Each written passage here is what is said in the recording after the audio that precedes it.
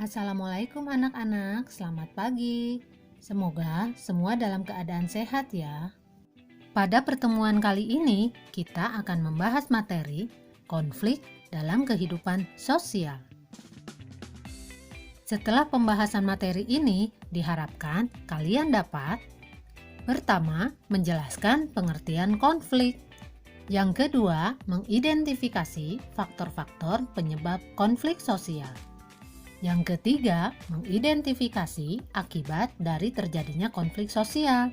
Dan yang keempat, menjelaskan cara menangani konflik sosial. Anak-anak, coba kalian perhatikan tayangan berikut ini. Tayangan tersebut menggambarkan salah satu konflik yang terjadi dalam kehidupan masyarakat Indonesia. Apa itu konflik dan faktor-faktor apa saja yang menyebabkan terjadinya konflik? Mari ikuti dalam pembahasan materi kali ini. Pengertian konflik. Menurut Kamus Besar Bahasa Indonesia, konflik diartikan sebagai percekcokan, perselisihan, atau pertentangan. Menurut Suryono Sukanto, konflik adalah suatu proses sosial individu atau kelompok yang berusaha memenuhi tujuannya dengan jalan menentang pihak lawan yang disertai dengan ancaman dan atau kekerasan. Faktor-faktor penyebab konflik sosial. Pertama, perbedaan individu. Masing-masing individu memiliki perasaan dan pendirian yang berbeda-beda. Perbedaan pendirian dan perasaan dapat melahirkan bentrokan di antara mereka. Sebagai contoh, kamu ingin suasana belajar tenang, tetapi temanmu ingin belajar sambil bernyanyi. Karena perbedaan perasaan itulah dapat menimbulkan terjadinya konflik. Yang kedua, perbedaan latar belakang kebudayaan. Orang dibesarkan dalam lingkungan kebudayaan yang berbeda-beda. Berbagai kelompok kebudayaan memiliki nilai dan norma sosial yang berbeda-beda. Apa yang dianggap baik oleh satu masyarakat belum tentu baik oleh masyarakat lainnya. Perbedaan inilah yang dapat mendatangkan konflik sosial. Yang ketiga, perbedaan kepentingan. Bentrokan kepentingan dapat terjadi di bidang ekonomi, politik, sosial, budaya, dan sebagainya. Perbedaan kepentingan itu dapat menimbulkan konflik di antara mereka. Yang keempat, perubahan-perubahan nilai yang cepat. Perubahan yang terlalu cepat yang terjadi pada suatu masyarakat dapat mengganggu keseimbangan sistem nilai dan norma yang berlaku. Akibatnya, konflik dapat terjadi karena adanya ketidaksesuaian antara harapan individu dengan masyarakat.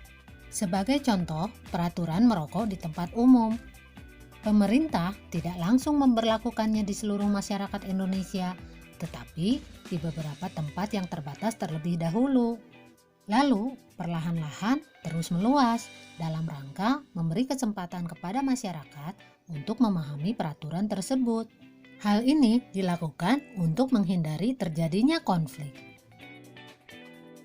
Mari anak-anak, kita lanjutkan membahas akibat-akibat dari adanya konflik sosial. Yang pertama, meningkatnya solidaritas sesama anggota kelompok. Contohnya, pada pertempuran Surabaya, para pejuang tidak menghiraukan perbedaan suku, agama, organisasi politik, dan sebagainya. Mereka bahu-membahu melawan Inggris. Yang kedua, retaknya hubungan antar individu atau kelompok. Kalian mungkin pernah konflik dengan temanmu, yang menyebabkan dalam beberapa waktu tidak terjalin hubungan yang baik. Namun, karena kemudian saling menyadari kesalahan, kalian berdua akhirnya saling memaafkan. Yang ketiga, terjadinya perubahan kepribadian para individu. Perubahan kepribadian dapat terjadi pada kedua belah pihak yang mengalami konflik. Kedua belah pihak dapat saling menyesuaikan atau justru masing-masing mempertahankan kebenaran yang diyakini. Yang keempat, rusaknya harta benda dan bahkan hilangnya nyawa manusia. Konflik yang berujung pada kekerasan fisik dapat menyebabkan kerusakan dan hilangnya nyawa manusia. Sebagai contoh, konflik yang diakhiri dengan peperangan. Yang kelima, terjadinya akomodasi, dominasi, bahkan penaklukan salah satu pihak yang terlibat dalam pertikaian. Nah, anak-anak, sekarang bagaimana caranya menangani konflik? Cara menangani konflik, pertama, menghindar. Kadang, orang merasa tidak ada manfaatnya melanjutkan konflik dengan orang atau kelompok lain.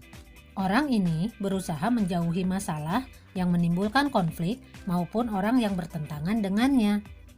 Yang kedua, memaksakan kehendak. Ada individu atau kelompok yang memandang bahwa pendapatnya atau idenya itu adalah yang paling benar.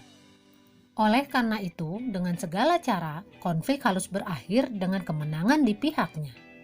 Karena itu, dia atau mereka berusaha menguasai lawan-lawannya dengan memaksa lawan menerima penyelesaian yang diinginkannya. Yang ketiga, menyesuaikan kepada keinginan orang lain.